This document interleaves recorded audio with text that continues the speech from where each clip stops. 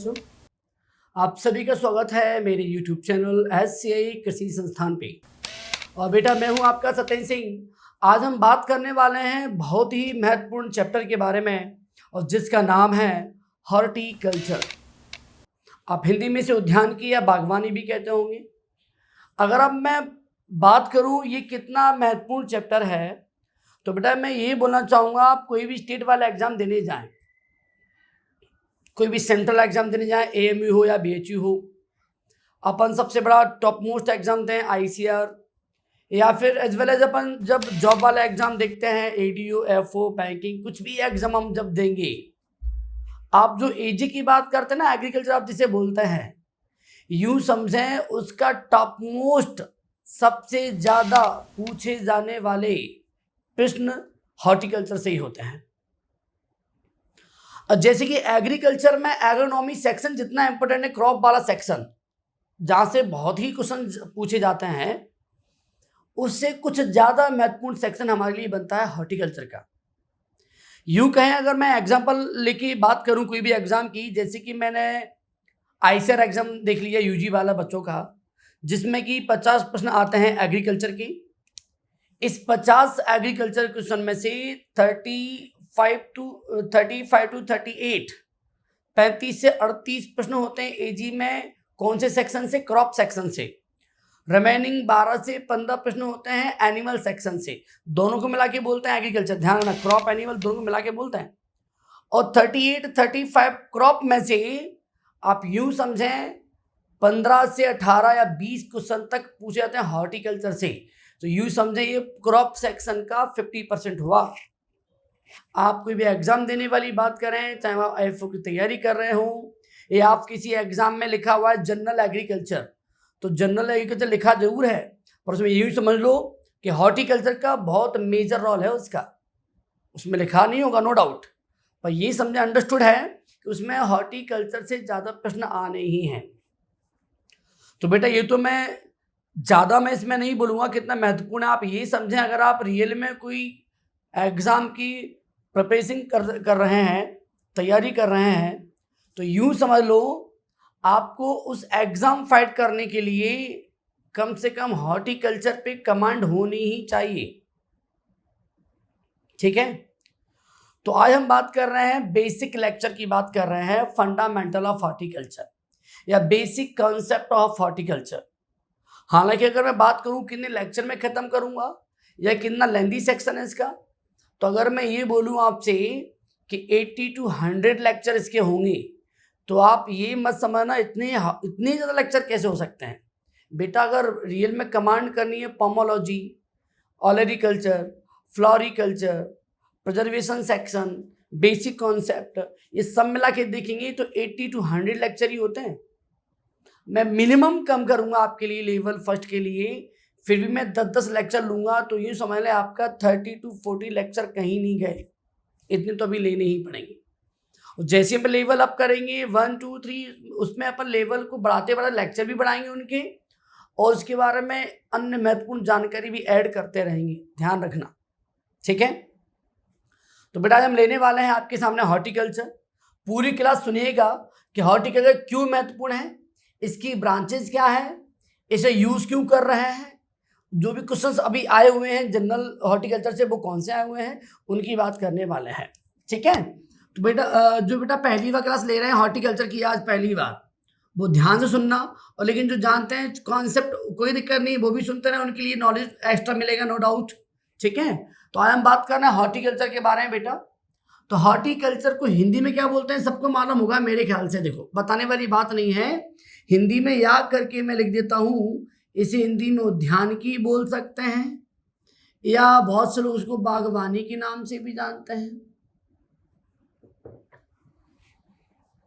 अगर मैं आपसे बोलूं ये कैसा शब्द है, तो आप ये मत बोलना कि इंग्लिश में लिखा है तो इंग्लिश शब्द है, हिंदी में देखा तो हिंदी शब्द नहीं।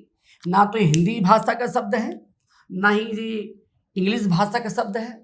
बेटा यह है एक डिफरेंट लैंग्वेज, लैटिन लैंग्वेज, माने एक तरह से लैटिन भाषा का शब्द हुआ, लैटिन लैंग्वेज का। इसमें देख पा रहे हैं 2 लैटिन शब्द मुझे दिखाई दे रहे हैं, आपको भी दे रहे होंगे, एक हॉर्टी, एक कल्चर। बेटा ठीक है। हॉर्टी जो शब्द है ये लाया हुआ है हॉर्टस से, और कल्चर बेटा शब्द लाया हुआ है, आप देखें, कॉलरे से। हिंदी में इसका अर्थ होता है कल्चर, इससे बना हुआ वर्ड है। हिंदी में इसका अर्थ होता है उत्पादन करना। पूरी बात सुनना बेटा। हॉर्टस का मतलब होता है घेराबंदी, सराउंडिंग, फेंसिंग, घेरे में, कुछ भी कह सकते हैं। इसका मतलब है, आप देख पा रहे हैं, अगर मैं इन दोनों शब्द को मिला के कुछ कहना चाहूं आपसे कि हॉर्टिकल्चर क्या है, तो मुझे लगता है आपको एक बार में समझ में आ जाना चाहिए। मैं ये कहना चाह रहा हूं, ऐसी फसलें जिनका उत्पादन हम घेराबंदी में करते हैं, घेरे में करते हैं, सराउंडिंग में करते हैं, उन फसलों के उत्पादन को हम कहते हैं क्या? उद्यानिकी। और ऐसी फसलों को हम क्या बोलते हैं? उद्यानिकी फसलें। कितना नया शब्द, बढ़िया शब्द मिल गया। तो ये फसल कौन सी हुई? उद्यानिकी फसलें। ये विज्ञान कौन सा हुआ? उद्यानिकी, horticulture. This is horticulture crop and science horticulture. Horticulture means deals with study of fruits and vegetables and flower. अगर मैं डिटेल में बात करूं, अगर मैं आपसे ये बोलूं उद्यानिकी किस भाषा का शब्द है, तो आपने देख के लैटिन भाषा है। इसके लैटिन के दो शब्द यहाँ आ रहे हैं, हॉर्टस एंड कल्चर, इससे हमने देखा।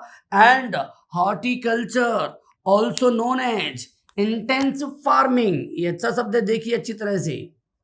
हम हॉर्टिकल्चर को इंटेंसिव फार्मिंग को हम कह सकते हैं इंटेंसिव खेती।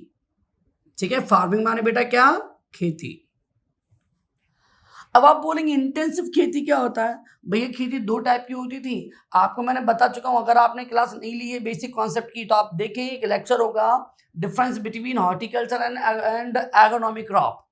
तो हमने अंतर देखे हैं। तो आपने देखा होगा कि जो एग्रोनॉमी पढ़े, एग्रोनॉमी में कौन सी फसलें थी? सस्य फसलें, एग्रोनॉमिकल क्रॉप। ये किस भाषा का शब्द था? ये था ग्रीक भाषा का। कौन सी भाषा थी बेटा जी? ग्रीक भाषा। ठीक है, और एग्रोनॉमी ग्रीक भाषा थी, ऐसे हॉर्टिकल्चर लैटिन भाषा है। अच्छा, इसमें जो फसलें हैं वो उद्यानिकी फसलें हैं। इसमें कौन सी फसलें थी आपकी? सस्य फसलें। ठीक है, अच्छा उसमें कौन सी फसलें हुआ करती थी? जिनको अपन ओपन फील्ड में ग्रो करते हैं, सरसों, गेहूं, चना, मटर, mustard and barley and groundnut etcetera, cotton etcetera. इसमें कौन सी फसलें होती हैं? घेराबंदी में। जैसे आपने बोल तो दिया उद्यान की फसलें बोलती हैं, एग्जाम्पल तो बता दो भैया। तो आपने बोला था एग्जाम्पल में, फल माने फ्रूट्स, सब्जी माने वेजिटेबल्स, फूल माने फ्लावर, एंड मसाले दो टाइप के होते हैं, स्पाइस एंड कॉन्डिमेंट्स। स्पाइस तीखापन बढ़ाएंगे, कॉन्डिमेंट्स उसका फ्लेवर बढ़ाएंगे। मसाले के अलावा औषधीय पौधे बेटा समझे होंगे, मेडिसिनल प्लांट। ठीक है, इसके अलावा अपने कौन सा पौधे ले लेंगे? सुगंधित पौधे समझे, जो फ्लेवर सुगंध के लिए है। फ्लावर टाइप के बहुत फ्लावर्स में आ जाएंगे। रोपड़ पौधे को अपन कहते हैं प्लांटेशन क्रॉप, नारियल, कॉफी, रबर आदि। तो देखो एग्जांपल में बताना, आप समझते हैं फल में कौन से फल हैं, कौन सी वेजिटेबल्स, कौन से फूल, मसाले सब जानते हैं। इसमें ज़्यादा लेक्चर लेंगे तो बहुत छोटा बात हो जाएगा। ठीक है, डिटेल में स्टडी करेंगे इस टॉपिक को बाद में। अच्छा, तो आपने देखा कि अगर मैं बोलूँ इनमें से कौन सी क्रॉप हॉर्टिकल्चर क्रॉप है, ऐसे बहुत से क्वेश्चन बड़े एग्जाम में जाते हैं, जैसे बैंकिंग आदि में। एग्जाम्पल दे दिया उन्होंने, गेहूँ, सरसों, चना, आलू, या गेहूँ, सरसों, चना, अपना आम। तो आप आम बताओ, गेहूँ, सरसों, चना, आम में से कौन सी फसल हॉर्टिकल्चर क्रॉप है? आम। पाम क्यों है? क्योंकि फल है। तो फल, सब्जी, फूल, मसाले, औषधीय पौधे, सुगंधित पौधे मीन्स अंग्रेजी बोले तो fruits, vegetable and flower and spice and condiments and some medicine plant and some flavour plant, this is a, ठीक है, एंड सम प्लांटेशन क्रॉप। अब प्लांटेशन क्रॉप, इन सभी की स्टडी को अपन बोलते हैं हॉर्टिकल्चर। पूरी बात सुनना एक बार, ठीक है। अब हॉर्टिकल्चर को इंटेंसिव फार्मिंग क्यों बोलते हैं? जैसे अगर मैं बात करूं एग्रोनॉमी को बोल देते हैं एक्सटेंसिव फार्मिंग। इसका मतलब आप समझ गए होंगे, मैंने वहां डिटेल में बताया था, शॉर्ट में यहाँ बता देता हूँ, आप समझ लें एक बार, ठीक है। जी थी एक्सटेंसिव फार्मिंग, सस्य विज्ञान की बात कर रहे थे एग्रोनॉमी की, तो और ये है कौन सी? Intensive farming. इंटेंसिव मान होता है, देखो इंटेंसिव अपन बोलते हैं इंटेंस, इंटेंस माने ज्यादा ध्यान देना, तो इंटेंसिव फार्मिंग माने ऐसी खेती, ऐसी फार्मिंग जिसमें देख रेख की आवश्यकता ज्यादा हो, केयर ज्यादा करनी पड़ती हो, देखभाल ज्यादा करनी पड़ती हो, और एक्सटेंसिव जिसमें देख रेख कम करनी पड़ती हो। आप ही देख लें, हम जब एग्रोनॉमिक क्रॉप कोई करते हैं लाइक दैट मस्टर्ड, वीट या सरसों, गेहूँ, कुछ भी हम जब खेत में फील्ड में ग्रो करते हैं, उसको बोते हैं, तो उसके बाद अपन कभी कभार देखने जाते हैं, ज़्यादा कोई टेंशन नहीं होती। इसके अलावा हम यहाँ आ जाएँ, फ्लावर में आ जाएँ, वेजिटेबल्स में आ जाएँ, फ्रूट्स में आ जाएँ कि इंसेक्ट बहुत हार्म करते हैं, बहुत रोग भी लग जाते हैं, पशु से नुकसान हो सकता है, पक्षियों से नुकसान हो सकता है, पड़ोसियों से नुकसान हो सकता है, लोग उसको ज़्यादा तोड़ सकते हैं तो नुकसान भी कर सकते हैं। तो इसको तो आपको हर तरीके से एंड तक देखभाल करनी ही पड़ेगी। तो इस फार्मिंग में देख रेख की आवश्यकता ज़्यादा होती है, इसलिए हॉर्टिकल्चर को हम कह सकते हैं, horticulture also known as intensive farming. हम हॉर्टिकल्चर को, ध्यान रखो बेटा, इंटेंसिव खेती भी कह सकते हैं। क्यों कह सकते हैं उसका रीजन मैंने बताया। और ऐसी फसलें जिनको उत्पादन उद्यानिकी में कहते हैं, उन फसल को हम बोलते हैं हॉर्टिकल्चर क्रॉप, हिंदी में कहते हैं उद्यान की फसलें। उसके एग्जाम्पल लिखे हुए हैं, फल, फूल, सब्जी आदि। अब मैं ये बोल रहा हूँ कि आपने जो हॉर्टिकल्चर वाली बात बोली, राइट, कोई दिक्कत नहीं यहाँ तक आपको आई होगी, ठीक है। अब मैं बात करूँ सम बेसिक नॉलेज की, जो बहुत आपको आना चाहिए, ठीक है। यहाँ देख लेते हैं, देखो बहुत इंपॉर्टेंट सेक्शन बताने वाला हूँ मैं, ठीक है, ध्यान से देखना। मैंने 3 बनाया ब्रैकेट आपकी, क्यों बनाया इसको अभी बताऊंगा मैं, ठीक है। इसका मतलब क्या है, देखो एरिया की बात कर रहे हैं। अगर मैं बोलूं total horticulture area in India, माने उद्यानिकी का कुल क्षेत्रफल कितना है, जो क्षेत्रफल की इकाई अपन बोलते हैं हेक्टेयर में। अब इंडिया वाइज बात कर रहे हैं तो मिलियन हेक्टेयर। इंडिया की बात कर रहे हैं तो वर्तमान में अगर लेटेस्ट डाटा की बात करें तो इंडिया में जो क्षेत्रफल है, टोटल हॉर्टिकल्चर एरिया इंडिया में है, वो है 15.49 मिलियन हेक्टेयर। अब आप जानते हैं मेजर किसकी बात करेंगे, सब्जी और फल की, वेजिटेबल एंड फ्रूट्स। हालांकि होती तो और भी चीज, देखो होने में तो फूल भी होते हैं, मसाले भी हैं, औषधीय पौधे भी हैं, सुगंधित पौधे भी हैं, रोपड़ पौधे, प्लांटेशन क्रॉप भी है, हम सबको, लेकिन हम 2 को मेजर डाटा की बात कर रहे हैं। तो इंडिया में कुल इतना एरिया है मिलियन हेक्टेयर में 25.49, इसमें से सब्जी का एरिया है 10.1 मिलियन हेक्टेयर एंड फल का एरिया है 6.32 मिलियन हेक्टेयर। ये डाटा आपको एग्जैक्ट याद होने चाहिए, कंफर्म। क्योंकि ये क्यों जरूरी है मैं बताऊंगा, जरूरी क्यों है, हम क्यों याद कर रहे हैं। अगर मैं बात यहाँ करूं कि इंडिया में कितना उत्पादन होता है, कुल उत्पादन, प्रोडक्शन कितना होता है, और प्रोडक्शन को मापते हैं टन में, T, million ton, M T, M H million hectare, million ton. अब मिलियन टन कितना, तो बात कर रहे हैं कि इंडिया में वर्तमान में टोटल हॉर्टिकल्चर की बात कर रहे हैं। देखो ये कुल क्षेत्र पर भटक मत जाना, किसकी, टोटल हॉर्टिकल्चर, कुल किसका, उद्यान की क्षेत्रफल। मैं लिख देता हूं, नहीं तो आप बाद में दिक्कत आएंगे, सर आपने किसका क्षेत्रफल बताया है, तो बेटा बात कर रहे हैं कुल उद्यान की क्षेत्रफल की, ठीक है। कुल उद्यान की उत्पादन टोटल बात करें कुल टोटल हार्टिकल्चर प्रोडक्शंस, कुल उद्यानिकी उत्पादन, तो बेटा कुल उद्यानिकी उत्पादन इंडिया में वर्तमान में है 313.87 मिलियन टन। इनमें से अगर मैं मेजर बात करूं, सब्जी और फल लेके बात कर रहा हूं केवल, हालांकि ले सब सकता था पर मेजरली क्वेश्चन इनसे ही पूछे जाते हैं। सब्जी और फल, सब्जी का मेजरली उत्पादन जो है 187.36, जबकि फल का उत्पादन है 97.38। बेटा प्रोडक्शन किस में होता है? Million ton and million ton. Total million ton में कितना है टोटल प्रोडक्शन हॉर्टिकल्चर में इंडिया में? 313.87 मिलियन टन। जो क्षेत्रफल हो गया, जो उत्पादन प्रोडक्शन हो गया। अब बात कर रहे हैं कुल उद्यान की प्रोडक्टिविटी। बहुत अच्छा पॉइंट है, समझ लेना, काम भी आ जाएगा आपके। कुल उद्यान की उत्पादकता,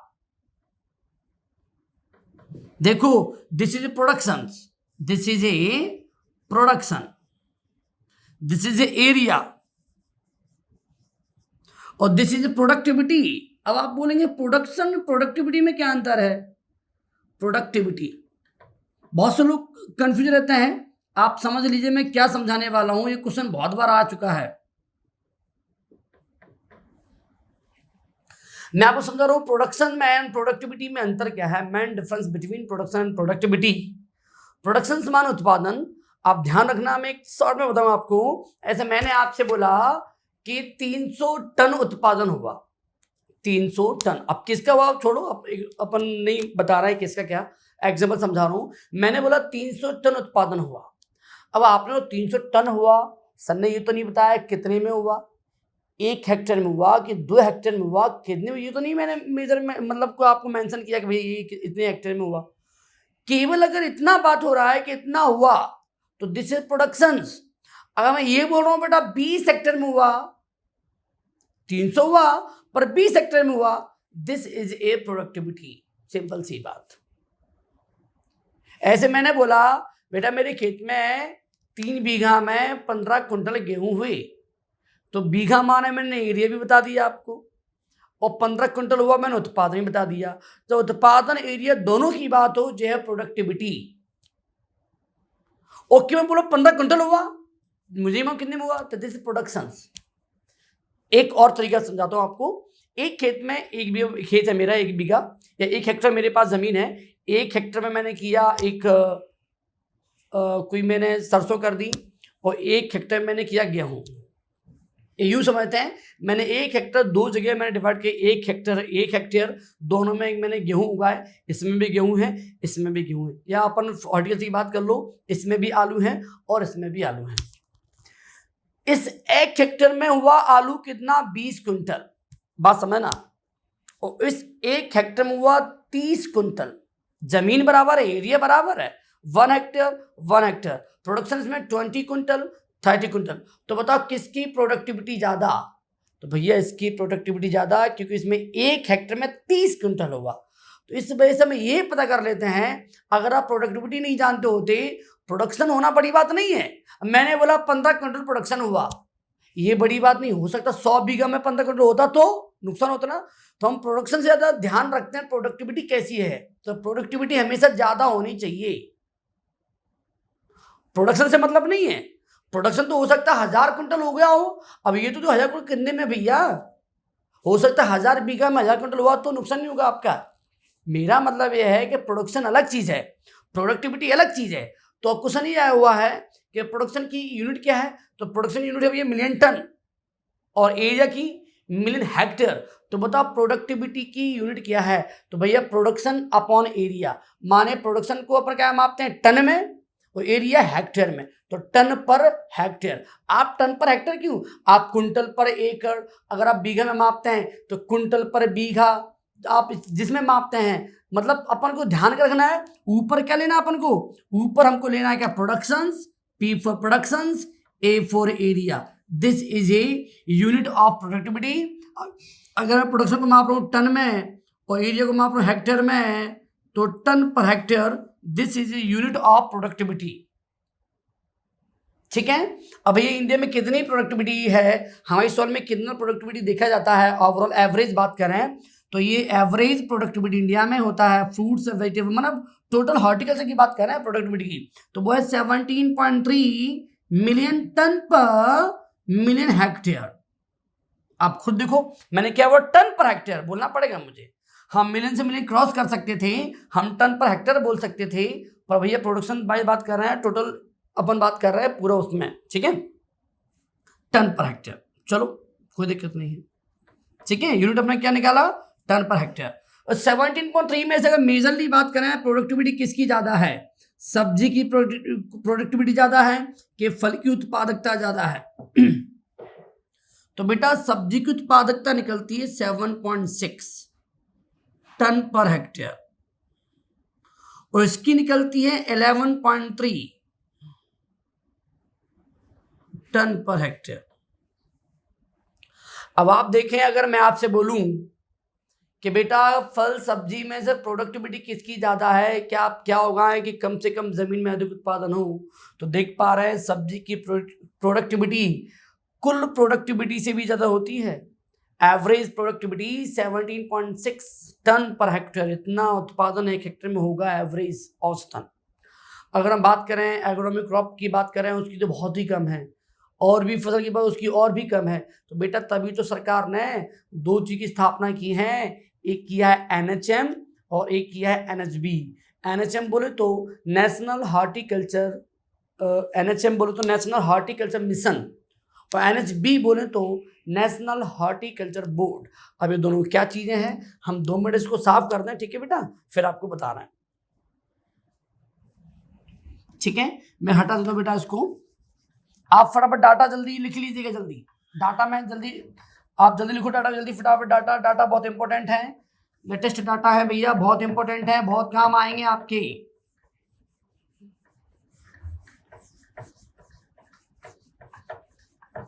ठीक है। चलो अब हम बात करने वाले हैं बेटा कि हम बात कर रहे हैं ब्रांचेज ऑफ एग्रीकल्चर, हटा दो इसको भी, चलो हम हटा दो बेटा। हम बात कर रहे हैं ब्रांचेज ऑफ हॉर्टिकल्चर।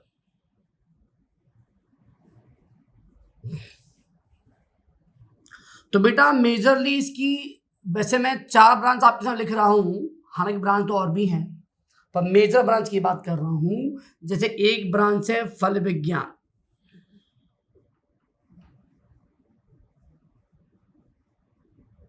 ठीक है, एक ब्रांच है आपकी सब्जी विज्ञान, एक ब्रांच है आपकी बेटा फूल विज्ञान, और एक ब्रांच है आपकी फल एवं सब्जी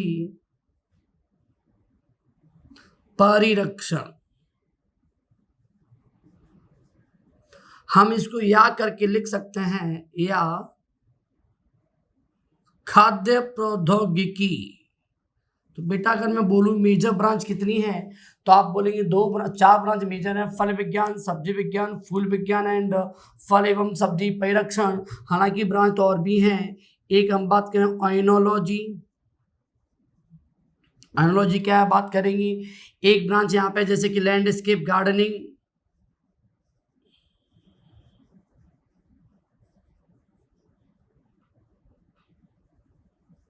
ठीक है।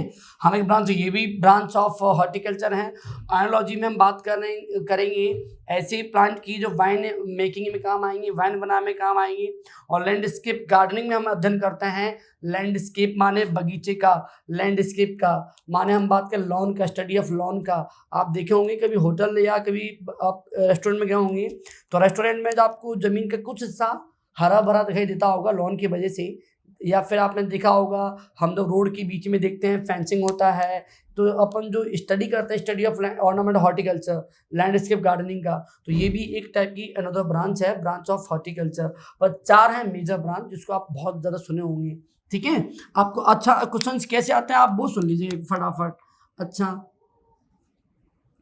इनको अंग्रेजी में क्या बोलते हैं, इनका विज्ञान क्या है,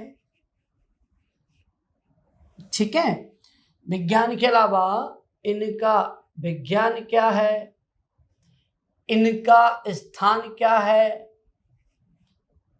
इनका विशेषज्ञ क्या है, स्पेशलिस्ट। अब मेरी बात सुनो, देखो अंग्रेजी में समझाते हैं fruits vegetable and flower and vegetable preservation, ठीक है। लेकिन ऐसा विज्ञान साइंस की बात करेंगे तो ऐसा विज्ञान जिसमें हम अध्ययन करते हैं फल का, उसको बोलते हैं pomology. This is A pomology, Hindi फल विज्ञान। और ऐसा विज्ञान जिसमें अपन स्टडी करते हैं सब्जी का, इसे बोलते हैं ऑलरिकल्चर।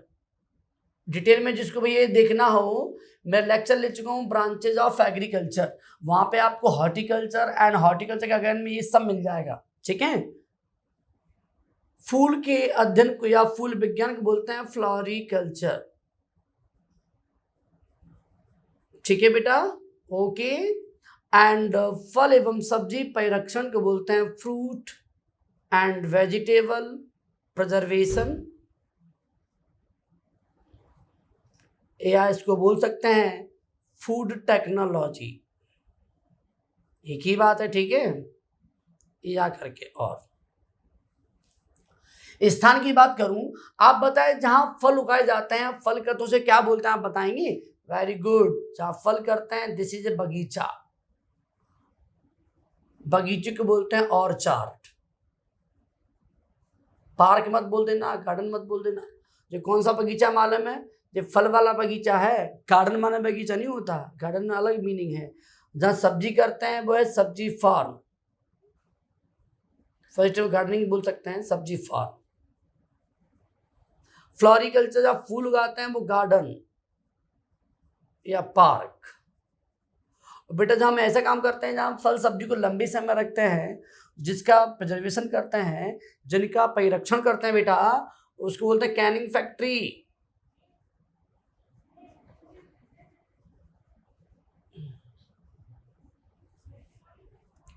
अब आ रही बात विशेषज्ञ की। आपको सबको मालूम है, अगर हम किसी शब्द के पीछे जोड़ दें IST, क्या जोड़ दें बेटा? IST, पीछे जोड़ना माने सफिक्स।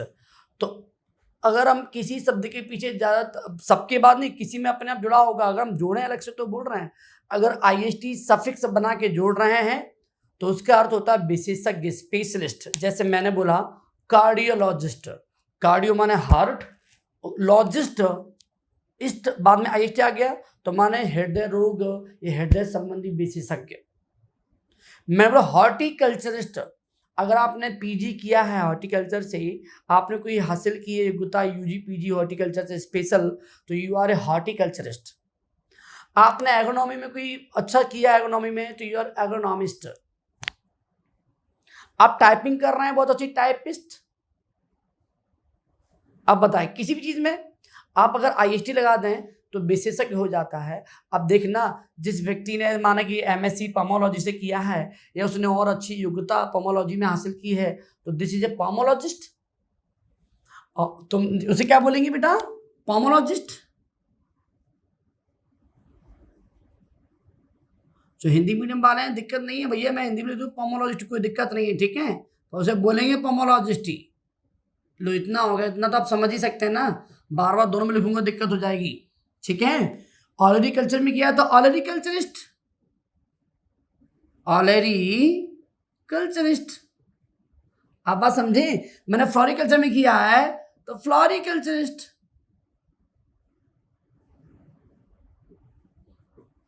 मैंने फूड टेक्नोलॉजी में किया है तो फूड टेक्नोलॉजिस्ट। आप बताएं आपको दिक्कत कहां आ सकती है? अब क्वेश्चन आ गया है कि बताइए फल विज्ञान के विशेषज्ञ को क्या बोलते हैं? तो फल विज्ञान के विशेषज्ञ को बोलते हैं पोमोलॉजिस्ट।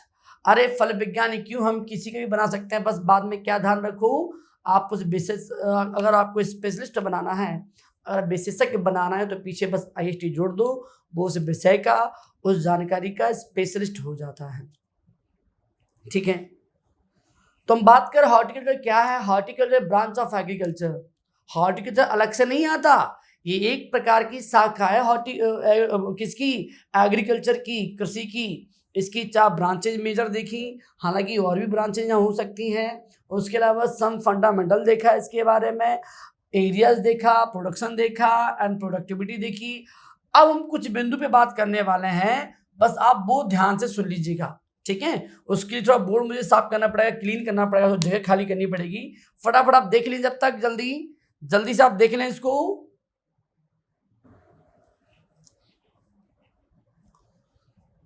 तो बेटा हम बात कर रहे हैं कुछ इंपॉर्टेंट पॉइंट की, जो संबंधित किसे, टोटली हॉर्टिकल्चर से। बहुत इंपॉर्टेंट पॉइंट हैं जो हमेशा आए हुए हैं। पहला पॉइंट हम बात कर रहे हैं, हमारा इंडिया का पोजीशन क्या है in case of production of vegetable and fruit. अगर हम बात करें प्रोडक्शन वाइज दुनिया में, वर्ल्ड वाइज हमारी इंडिया का रैंकिंग है, तो इंडिया रैंक इस चीज में, किस चीज में भैया, फल सब्जी उत्पादन में सेकंड है। तो बेटा फर्स्ट किसकी है, बेटा फर्स्ट है चाइना की।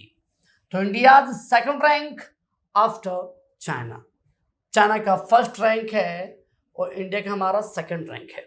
किस बात में बात कर रहे हैं, in case of production of vegetable and fruit हम बात कर रहे हैं दुनिया में फल सब्जी उत्पादन में हमारा स्थान सेकंड, राइट।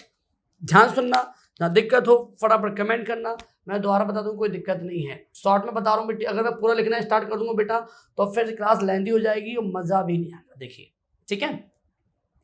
अच्छा बात करें रसीले फल में, मतलब जूसी जो फ्रूट्स होते हैं उसमें मैंगो का, अब मैं कैसे लिखूँ इसको, पूरा लिख दूँ सेंटेंस बिगड़ जाएगा। चलो आप सुन लीजिएगा, रसीले फल में आम का, और ड्राई फ्रूट्स सूखे फलों में काजू का, काजू कैशू नट, एंड वेजिटेबल्स में सब्जियों में प्याज का, ऑनियन का।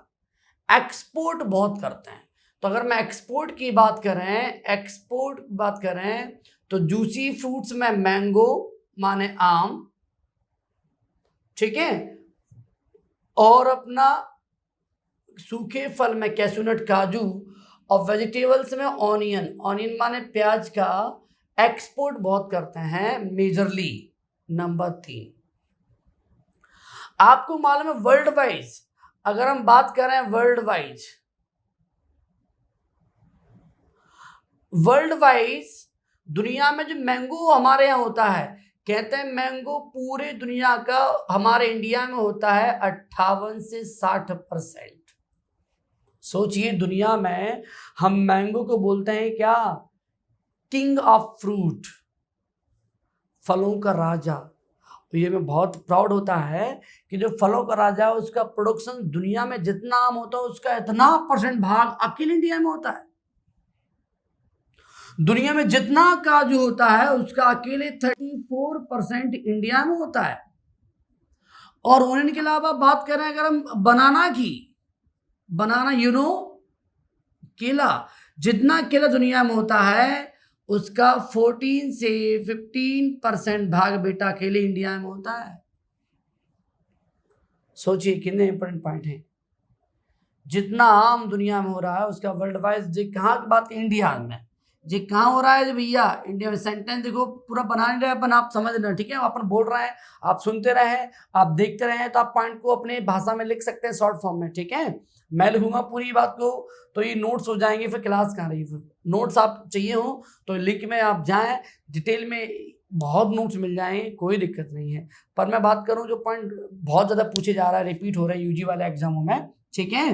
अपन बात कर रहे हैं जनरल आर्टिकल्स की बात कर रहे हैं, अपन स्टार्ट नहीं किए, अभी स्टार्ट करेंगे तो मालूम पड़ जाएगा कितना डिटेल में हो जाएगा। अभी तो जनरल आर्टिकल चल रहा है, जनरल उद्यान की, ठीक है। जैसे मैंने आपसे बोला दुनिया में जितना इरिगेटेड, अपने इंडिया में जितना इरिगेटेड लैंड है,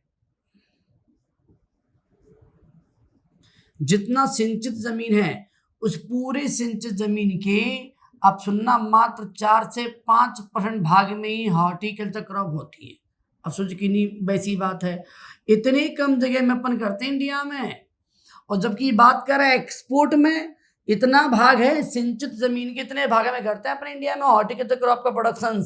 लेकिन अगर बात करें एक्सपोर्ट में, बात करें तो हॉर्टिकल्चर से एक्सपोर्ट जितना हम एग्रीकल्चर में एक्सपोर्ट करते हैं, उस पूरे एक्सपोर्ट का 25% एक्सपोर्ट किसके द्वारा होता है बेटा, एग्रीकल्चर का, मात्र हॉर्टिकल्चर से, 20% export from horticulture, from horticulture of total agriculture export. जितना कृषि में निर्यात होता है उसका 25% एक्सपोर्ट अकेले किससे होता है? हॉर्टिकल्चर से। आप बताएं कैसे कमजोर है हॉर्टिकल्चर? जमीन कम होने पे एक्सपोर्ट ना कर रहा, सोचो अगर हम अपन प्रोडक्शन बढ़ा दें तो कितना अपने पास हो जाएगा। ठीक है, अगर मैं और बात करूं आगे थोड़ा सा, इसीलिए एक एनएचबी खुला हुआ है। अब यहाँ दो शब्द आ रहे हैं, एनएचबी क्या है और एनएचएम क्या है। देखो भैया, एनएचबी मीन्स होता है नेशनल हॉर्टिकल्चर बोर्ड, इसको हिंदी में कहते हैं नेशनल राष्ट्रीय उद्यान की मंडल। इसकी स्थापना हुई है अप्रैल 1984। इसका हेडक्वार्टर है बेटा हरियाणा में, गुड़गांव में। गुड़गांव, हम गुड़गांव भी यूज कर सकते हैं, गुड़गांव हरियाणा। अच्छा, इसका मोटो क्या है या इसका मोटो क्या है, इसका उद्देश्य, इसका फुल फॉर्म क्या है? National horticulture mission. इसकी स्थापना की है 2005 में। हम बात कर रहे हैं 10वीं पंचवर्षीय योजना, 5 ईयर प्लान। कौन सा प्लान बेटा? 5 ईयर प्लान में 10वीं पंचवर्षीय योजना में अगर इसको देखेंगे तो ये होता है 2005 से 2006। इस समय इसकी स्थापना हुई थी एनएचएम की। और एनएचएम मान नेशनल हॉर्टिकल्चर मिशन। ये मिशन का उद्देश्य ये था कि देश में, भारत में हॉर्टिकल्चर क्रॉप का प्रोडक्शन बढ़ाना है किसी भी तरह से। इसके लिए कंट्रीब्यूशन किया कि स्टेट गवर्नमेंट और सेंट्रल गवर्नमेंट। सेंट्रल गवर्नमेंट इसमें भूमिका निभाएगी 85% की, और स्टेट गवर्नमेंट इसमें कंट्रीब्यूट करेगी कितने का? 15% का। ये कंट्रीब्यूशन किसका है? सब्सिडी क्या है? अगर आप रियल में हॉर्टिकल्चर में प्रोडक्शन कर रहे हैं, हॉर्टिकल्चर में को आप काम कर रहे हैं, तो आपको central as well as state से बहुत बड़ी सब्सिडी मिलती है। तो कृपया प्लीज, आप जो फसल कर रहे हैं, मना नहीं कर रहा, वो करना बुरा है, पर कम से कम जमीन का कुछ हिस्सा हॉर्टिकल्चर क्रॉप लगाने में यूज करें, तो आपको आने वाले समय में बहुत ज्यादा मुनाफा होने वाला है। स्टेट गवर्नमेंट, सेंट्रल गवर्नमेंट दोनों इस मिशन के जरिए पूरा ध्यान दे रही हैं हॉर्टिकल्चर क्रॉप के लिए। आप वेजिटेबल्स, फ्रूट अगर नहीं उगा रहे हैं तो मेडिसिन प्लांट करिए, अरे फ्लावर प्लांट करिए, अरे आप कोई मतलब कोई ऐसे प्लांट करो जो बहुत ही ज़्यादा फायदेमंद हो, आप करो भैया। ठीक है, इसके लिए गवर्नमेंट पूरा ध्यान दे रही है आपके लिए आजकल। ठीक है, हम नए पॉइंट की बात कर रहे हैं। अच्छा, हमारे इंडिया में लगभग 25 to 30% लॉस, इतना नुकसान होता है। और कौन सा नुकसान मालूम है? अरे सोचो, वैसे तो अपने इंडिया में होता क्या है, वैसे तो नुकसान तो इतना है अपने इंडिया में, कभी पानी का ना बरसना, कभी कीट का प्रकोप होना, कभी रोग लग जाना। सोचें, इनसे बच के भी आए अपन, डिसीज से, वीड से, इंसेक्ट से बच के घर तक लेके भी आ गए अपन फूड वेजिटेबल। लेके आने के बावजूद भी इंडिया में दुर्भाग्य देखो 25 to 30% लॉस होता है। इनसे लॉस होना समय आता है वीड से, इंसेक्ट एंड पैथोलॉजी, मतलब रोग से होना है। ठीक है, अब सो घर तक आ जाए उसके बावजूद भी इतना लॉस होता है इंडिया में। रीजन क्या है? Lack of technique, lack of storage capacity and systematic storage capacity, storage method of preservation. हमारे इंडिया में रख रखाव की टेक्निक, विधि, हमारे इंडिया में प्रोडक्शन की विधि का अभाव होने से, हमारे इंडिया में रखने की विधि कैसी होनी चाहिए उसके अभाव होने से इतना परसेंट लॉस होता है। सोचिए, तभी तो हमें पढ़ना जरूरी होता है प्रिजर्वेशन की मेथड, तभी तो निर्माण हुआ फूड टेक्नोलॉजी का CFTRA के साथ 1950 में। सोचिए अगर वो ना होता तो हम कितना लॉस आज झेलते होते। तो कितनी अच्छी ब्रांच थी, और ब्रांच क्यों लगानी पड़ी, इसके वजह से इतना लॉस होता है टोटल प्रोडक्शन ऑफ हॉर्टिकल्चर का। सेंटेंस पूरा है, आप कर लेना। ठीक है, नंबर 8, हम ऐसे पॉइंट की बात कर रहे हैं जो रिपीट बहुत होते हैं, और थोड़ा आपको थोड़ा नॉलेज भी इसमें आना चाहिए। ठीक है, आगे बात कर रहे हैं। हमारे इंडिया में सबसे ओल्डेस्ट जो यूनिवर्सिटी है, एजी की बात नहीं कर रहा, ओल्डेस्ट सबसे पुरानी हॉर्टिकल्चर यूनिवर्सिटी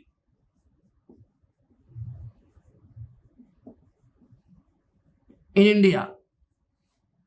भैया देखो, हमारे हॉर्टिकल्चर यूनिवर्सिटी इंडिया में वैसे भी कम है, लेकिन फर्स्ट बात करें या ओल्डेस्ट बात करें, सबसे पुरानी देश की उद्यानिकी विश्वविद्यालय या हॉर्टिकल्चर यूनिवर्सिटी ये है सोलन में, और सोलन आता है हिमाचल प्रदेश में। अगर मैं एमपी की बात करूं, हमारे मध्य प्रदेश में 2020 माने आज तक वर्तमान में कोई भी हॉर्टिकल्चर यूनिवर्सिटी नहीं है। ध्यान रखना, आप जो बोलते हैं मंदसौर में, वो यूनिवर्सिटी नहीं, वो कॉलेज है। हमारे एमपी में यूनिवर्सिटी हॉर्टिकल्चर की एक भी नहीं है, एजी की 2 हैं, पर हॉर्टिकल्चर की एक भी नहीं है। हॉर्टिकल्चर 3 कॉलेज हैं। एक था, अगली साल से मतलब पिछली साल से 2 और बढ़ गए हैं। पुराना था मंदसौर में, अब 2 बेटा और बढ़ गए कॉलेज हॉर्टिकल्चर के। एक बड़ा छिंदवाड़ा में, एक बड़ा रहेली में। रहेली आता सागर के पास। इस प्रकार एमपी में एक कोई भी हॉर्टिकल्चर यूनिवर्सिटी नहीं है, बल्कि 3 हॉर्टिकल्चर कॉलेज हैं, ना कि वो यूनिवर्सिटी हैं। ध्यान रखना, ठीक है। तो ये भी एक नॉलेज वाला पॉइंट आ जाता है, कोई दिक्कत नहीं है। अगला पॉइंट बात कर रहे हैं थोड़ा सा अपन आगे, हमें कितना कंज्यूम करना चाहिए वेजिटेबल फ्रूट्स। अगर हम बात करें अकॉर्डिंग टू यूएसडीए, अभी यूएसडीए क्या है, United state department of agriculture, इसके अकॉर्डिंग बात करें बेटा, तो आपको दिन में 400 ग्राम वेजिटेबल एंड फ्रूट्स खाने चाहिए। इसका रेशियो क्या होना चाहिए, लगभग इसमें 300 ग्राम आप खाएं क्या वेजिटेबल्स, लगभग 100 ग्राम खाएं क्या fruits per day per capita मान होता है बेटा एक दिन। अगर अप्रोक्स बात करें तो कहते हैं 146 केजी फ्रूट एंड वेजिटेबल खाना चाहिए पर ईयर एक व्यक्ति को, अकॉर्डिंग टू यूएसडीए। और हमें फल की बात करें, फल में भी हम सोचेंगे 5 टाइप के फल आपको खाने ही चाहिए। डिफरेंट फल, सीजनेबल फल, ये आपको यूएसडीए नहीं, आपको हेल्थ डिपार्टमेंट भी आपसे कहता है। अभी बीमारी भी जो चल रही कोरोना डिसीज, आप यूँ समझ लो, फ्रूट एंड वेजिटेबल को हम क्या जानते हैं मालूम, अगर नेट में सर्च करें आज ही, तो fruit and vegetables also known as protective food, हम इसे हिंदी में कहते हैं सुरक्षात्मक भोजन। तो भैया ध्यान रखें, आप इतने तामझाम करने की बजाय, और चूंकि मैं कोई सोशलिस्ट वर्कर तो ऐसा नहीं हूँ कि मैं डॉक्टर हूँ कि मैं आपको बोल दूँ आज से एक नया तामझाम करूँ, टीचर हूँ, तो इतना कह सकता हूँ बेटा, मेरा इतना दावा है, अगर आप फ्रूट वेजिटेबल्स टाइम से खाएं, समय से खाएं, रोज खाएं, तो आपका इम्यून सिस्टम इतना स्ट्रांग हो जाएगा कि आपको कोई भी बीमारी नहीं पकड़ सकती। क्योंकि हम बोलते हैं सब्जी फल को प्रोटेक्टिव फूड, क्यों बोलता है, इसका रीजन है क्योंकि फ्रूट्स जो होते हैं, फ्रूट्स मेजर सोर्स होता है एंजाइम का, रस का, शुगर का, विटामिन का। विटामिन और रस माने शर्करा, अपना फ्रक्टोज शर्करा, और एंजाइम, इन 3 का मेजर सोर्स है। और वेजिटेबल किसका मेजर सोर्स है, आयरन माने अपने लोहे का, आयरन का, और मिनरल्स का, मिनरल्स ध्यान रखें, आयरन, मिनरल्स, एंड हमें सोर्स मिलता है फाइबर का, बहुत फाइबर मिलता है, बहुत मिनरल्स हैं, बहुत लोहा उसमें है। अगर इसकी पूर्ति अगर होती रहे इन चीज़ों की, तो हमारे बॉडी में immune system, fibre, minerals, vitamin, enzyme इतने मात्रा में होंगी, इतना बढ़िया तरीके से होंगी कि आपका इम्यून सिस्टम ऑटोमेटिक बढ़ जाएगा और डाइजेशन भी बहुत अच्छा आपका हो जाएगा। तो प्लीज़ आप इन्हें खाते रहें। अगर मैं और बात करूं अकॉर्डिंग टू ICMR, किसकी बात करूं, ICMR का फुल फॉर्म बेटा सुन लें, Indian council of medical research. अगर भारत की बात करें, Indian council of medical research क्या बोलता है, आपको 283 से 300 ग्राम वेजिटेबल्स पर डे खाने चाहिए पर कैपिटा माने पर व्यक्ति। हर व्यक्ति को दिन भर में इतना सब्जी खानी चाहिए, वो अपन वेजिटेबल में और डिटेल में बात करेंगे। 300 ग्राम में भी कैसे खाना चाहिए, कितनी फाइबर वेजिटेबल्स, कितनी रूट वेजिटेबल्स, कितनी लीफी वेजिटेबल्स, कितना सलाद, वो उसका भी डिस्क्रिप्शन है पूरा कि इसमें भी कैसे के डिवाइड किया है। और आपको कम से कम 85 to 100 ग्राम्स फल fruits per day per capita, इससे बढ़िया तो अगर आप ऐसे ना समझें तो आपको 5 टाइप के फ्रूट्स या 5 फ्रूट्स आपको खाने चाहिए। अरे कुछ नहीं तो एक केला, संतरा, आम जो भी सीज़नेबल चल रहा है, ऐसा मत करना कि अंगूर ले लिया आपने। हाँ, ऐसा मत करना, जो छोटे फ्रूट्स हैं वो सब ग्राम में ले लेना, लेकिन जो मेजरली फ्रूट्स हैं आप उसको पर डे इतना खाएँगे तो आपको बेनिफिट मिलेगा। जब हम बात कर रहे हैं अकॉर्डिंग टू आईसीएमआर आपको क्या करना चाहिए? According to USD United State of department of agriculture आपको क्या कितना खाना चाहिए, इस प्रकार साल में कितना खाना चाहिए और क्यों खाना चाहिए। तो इसका मतलब है ये चैप्टर हॉर्टिकल्चर केवल हमें एग्जाम के दृष्टिकोण से नहीं, हमें दैनिक जीवन में, हमारे सेल्फ बिजनेस में बहुत इंपॉर्टेंट रोल करने वाला है। ठीक है।